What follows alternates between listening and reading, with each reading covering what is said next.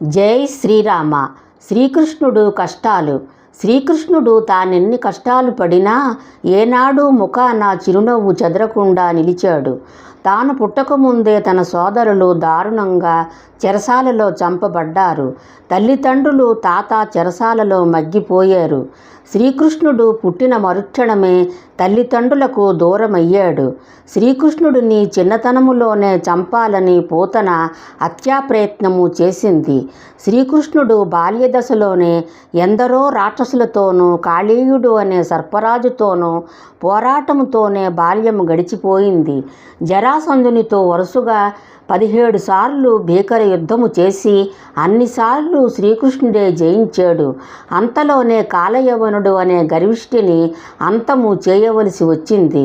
సత్యభామ కోరిన పారిజాత వృక్షము కోసము ఇంద్రునితో యుద్ధము చేసి విజయము సాధించాడు. తననే నమ్ముకున్న పాండవుల కోసము కురుక్షేత్ర యుద్ధములో ఆయుధము పట్టకుండా శత్రువులు చేసిన గాయాలకు గురి అయినాడు శ్రీకృష్ణుడు. కురుక్షేత్ర యుద్ధములో కౌరవులు చనిపోయారు అని గాంధారి నీ యదువంశము నాశనమైపోవాలని శపించింది. శ్రీకృష్ణుడు ఆ శాపాన్ని కూడా నవ్వుతూనే స్వీకరించాడు, బాధపడలేదు. శ్రీకృష్ణుడు జీవితము పూలపాన్పు కాదు, దారుణమైన ముళ్ళబాట.